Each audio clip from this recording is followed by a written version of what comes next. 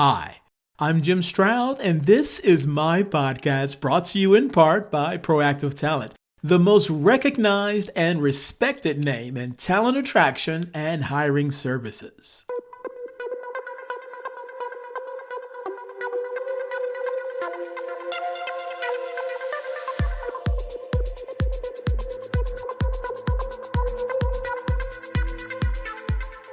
President Trump has unveiled guidelines for opening up America again, a three-phased approach based on the advice of public health experts. These steps will help state and local officials when reopening their economies, getting people back to work, and continuing to protect American lives. This is good news, especially if you are a small business owner who has grappled with making payroll, avoiding layoffs, and shutting your business down altogether. For the American worker, it is also a good thing and also a curious thing. Leaving the virtual workspace to return to the office will not be business as usual for those who do return to the office. I'll share some changes I've noticed happening now and a few predictions on what will likely happen next after this word from my sponsor. Recruitment marketing, as compared to maybe employer branding, is all about getting your message and your story in front of the right audience. It's a lot to manage, and what Proactive Talent does for our clients is we help centralize so you have one partner, one vendor to help you manage all those relationships. And not only that, we help you track the effectiveness of every media dollar you spend on hiring so that you know in real time that you're getting the greatest ROI for your marketing investment to attract great talent into your company. We help our clients with recruitment marketing in a couple ways. One is in recruitment marketing strategy. And with that, we really take the time to help you build the right strategy, and then we get mutual approval on that strategy before you spend a single dime. The other way we do this is through our agency of record service. This is a partnership with you where we're able to reach out to publishers on your behalf to negotiate better pricing, to execute on media campaigns, and really act as an extension of your team.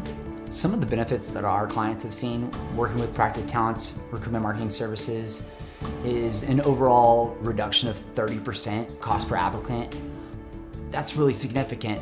It's showing that we're able to leverage great technology, programmatic, and we're also flexible and scalable. We're platform agnostic. We're always going to use whatever the greatest and latest technology is, whatever the best platforms are to help create efficiencies in your media purchasing so that you're always on the cutting edge.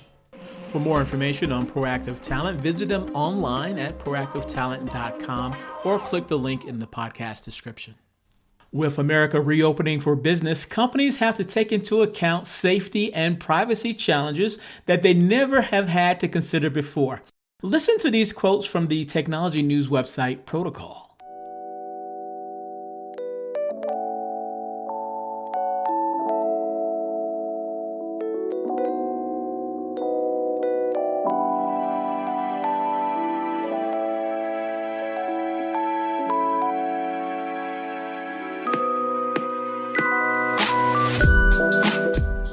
As companies evaluate how to safely go back to work in anticipation of the day when government lockdowns lift, they are navigating an array of challenges. Executives are talking about restricting the number of employees on site, perhaps by staggering shifts. They're looking to support workers through benefits like childcare. Real estate firms that pioneered 6-foot offices in China are coaching U.S. companies on spreading out workspaces. Ford is experimenting with wearable technology like bracelets to buzz workers when they get too close. And at the center of this planning is the most potentially difficult element: testing and tracking the virus. Companies are considering a variety of testing and contact tracing systems, but as early movers like Color have discovered, rolling out mass testing is a balancing act that requires answering thorny questions about effectiveness, privacy, price, and access, while keeping up with fast-moving science and managing unprecedented health risks. Further down in the article, it reads, Whenever companies go back to work, some form of employer-sponsored testing and tracing appears likely to become the norm. At Color's first walk-up and drive-through testing site for San Francisco city workers, clinical professionals must administer or observe swab tests. But guidance from federal regulators is expected to evolve, said Color Chief Commercial Officer Caroline Savello. There's also the option of bringing testing to tech campuses. Since large companies like Apple already have health clinics on site, Savello expects to see several different models for employer testing. A lot of the risk of exposure of this disease and of transmission is going to happen in the workforce, Savello said. I think what you're going to need to see is just generally testing moving outside of the traditional healthcare system. In that rush, firms and their employees may turn to retail healthcare providers like Walgreens and CVS, along with providers of so-called non-medical use tests. Many employees and business owners alike have been working from home for years thanks to developments in technology that make remote work possible. For a growing number of Americans, this is the norm. Now, amid the recent COVID-19 outbreak, most companies and their workers are following suit, raising two questions. The first, is this working arrangement a productive one? And second, if it is productive, do we really need an office? Well, to answer the first question, is this working arrangement a productive one? A 2019 survey by Airtasker says yes. Researchers polled 1,004 full-time employees throughout the United States about their productivity, their commutes, and other facets of their lives. Among that group were 505 people who worked remotely. The study found that working from home not only benefits employees by eliminating their daily commutes, it also increases productivity and leads to healthier lifestyles. It's a win-win situation that workers relish for its flexibility, but often at the cost of their work-life balance. Now, as for the second question, do we really need an office? Well, on that, the jury is still out. Some people say yes, and that the office of the future will have new amenities like touchless elevators and one-way foot traffic. Listen to this clip from CNBC News, which goes into a bit more detail. Hey, Kelly, your office may look like our office right now. Look at the video. It's mostly empty. Designers used to build in around 200 square foot per employee of total office space. That has fallen in half, and expect that number to go back up as designers are already running programs to help clients de-densify the office space. And speaking of office space, expect the return of the high-walled cubicle made famous in that film, though without the clutter, so cleaning crews can come in every night and spray down surfaces. Longer term, the new office may have touchless elevators, one-way foot traffic, and voice command toilet stalls.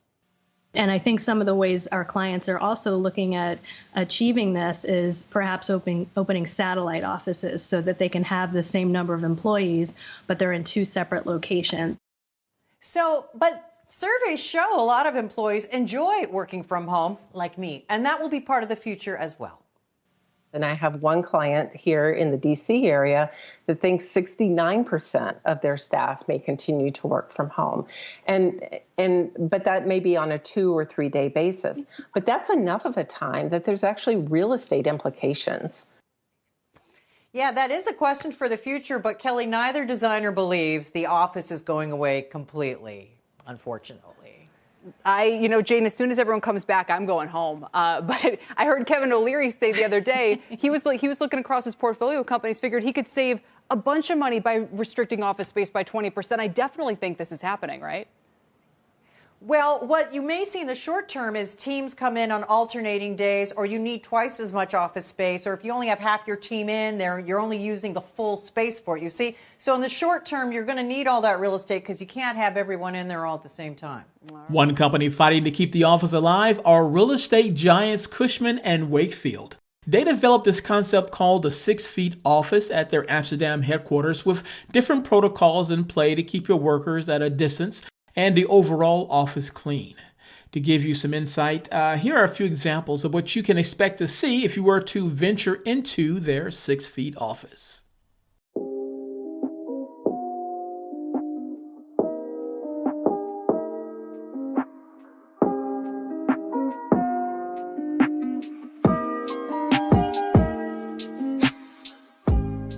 Imagine arrows on the floor that direct you to walk clockwise and only clockwise as you venture around the office. Imagine that the carpet surrounding your desk being a little bit darker than the other carpeting so as to remind people who pass by to remain 6 feet away from you. Imagine paper placemats that you grab as you enter the office and place on your desk and use for laying down your keyboard, your phone, and whatever else you need to be productive. At the end of the day, when you pack up, you toss that paper placemat in the trash as you exit out of the office. Imagine voice control elevators so you don't touch any buttons, and stickers on the floor suggesting the best place to stand while inside the elevator. Imagine plexiglass shields between desks that are facing each other. And imagine meeting room doors where one door is mandated for entry only and the other exit only. Wow, wow, wow, wow.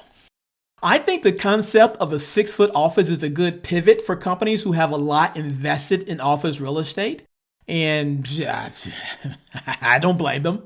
They could stand to lose a lot if the traditional office dies off. That being said, I think the 6-foot office is a useful campaign for now, but it will eventually fade away when the pandemic fades away. And I suspect that fading away to be sometime in the very near future. In the interim, what we will likely see in the present, presuming that you are someone who has to report back to an office, I think what you're going to likely see is a lot of hand sanitizer in the workplace. It's going to be everywhere. I think we're going to see the canceling of in-person office events with 50 people or more. That's something Facebook is already doing. I think we're going to see stricter cleaning protocols from the janitors and the cleaning crew in the office, and better ventilation in your office building. That much for certain. And like CNBC predicts, I think we will see the office being utilized less and less after companies assess the productivity levels of their workforce after being forced to work from home and rethinking, gee, we don't need as much office space as we originally thought. Not great news. Not great news if you are Cushman and Wakefield, but that's just my opinion. What's yours?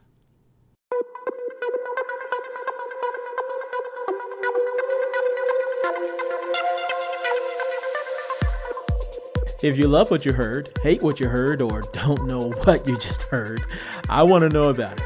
You can leave a comment concerning this podcast on my website at www.jimstroud.com. In addition to finding source material and related information for this podcast episode, you'll find other goodies that I hope will make you smile. And if you have not already, please subscribe to my website. Your continued support keeps this podcast train chugging down the track.